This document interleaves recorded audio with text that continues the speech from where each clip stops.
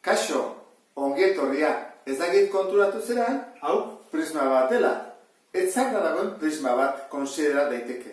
Egin dezakezua da, begiratu horrela, eta ikusiko dezu dela goiko aurpegia, eta hor dauna bekoa, eta hori dira albokoak. Orduan, erontara jarri dut. Igo dut horrela, eta da, hau goiko aurpegia, beko aurpegia, eta albokoak.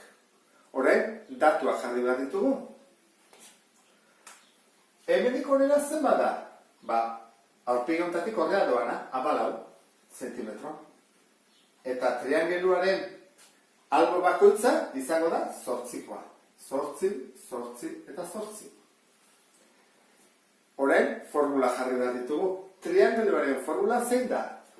Azalera oinarena berdin.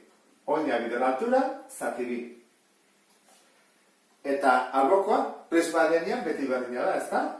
Azalera albokoa, berdin, oina bider altura. Alboko azalera kalkula dezakegu? Bai. Zer bada oina? 8, 8 eta 8, honen perimetro berdina. 24. Eta altura? 14. Horran, 24 bider 14, egiten badugu, jakeko dugu alboko azalera. Orain, hemen, badakigu oina, triangeluarena, bai, 8. Eta altura, hori da ez dakiguna. Ze altura beti, zuta bat da, guti bera doana. Orduan, jarreko dut triangelua.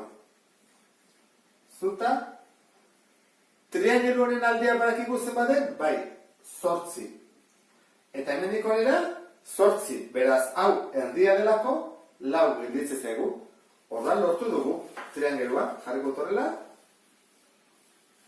Hau zein izango da? Guretzako izango da apotema edo altura triangeluarena. Zein da hirutan luzena?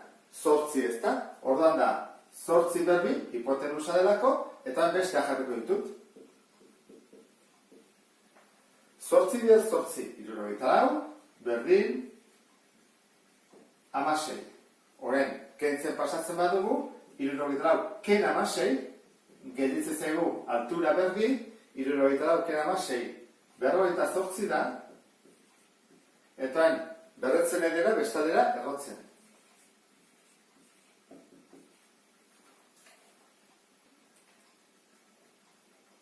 Seikoma, laro gaitameiru. Zentimetro, hori da, triangeluaren altura. Hori jakin da, joan gaitezke horrela. Berdin.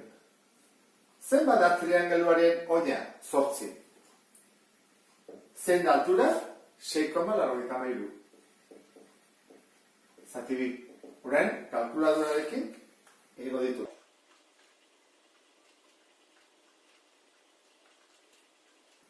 Hogeita zazpi, hirurogeita hamazazpi zentimetro karratu.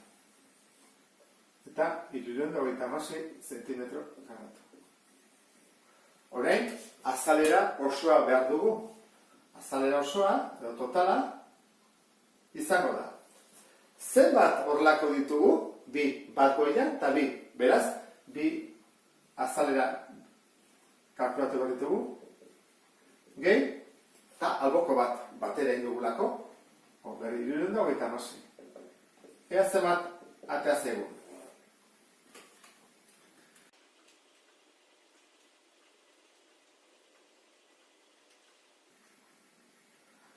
Irereunda, 89,54 zentimetro karratu. Eta honekin bukatzen dugu ariketa. Gorputz hau esfera bat da, orduan ezin dugu garapen lauarik egin. Gehienez jarri dezakegu, hemen lau zirkuloren berdina dela. Baina garapena egiterakoan, puskatu ingo litzaiguke. Orduan, formula jarriko dugu. Azalera, berdin, 4 aldiz, pi, erre berbi. Eta honekin, bukatuko genuke. Erradio badakigu, bai, emate gute 12 dela. Orduan, jarriko dugu, azalera berdin, 4 bider pi, bider 12 berbi. 1000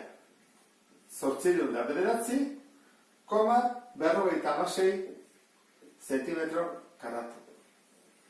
Eta honekin bukatuko genuke ariketa ikusten duzu bezala, jakin bada formula zein den, eta gero ondo bildu. Ba beste bat arte, agur.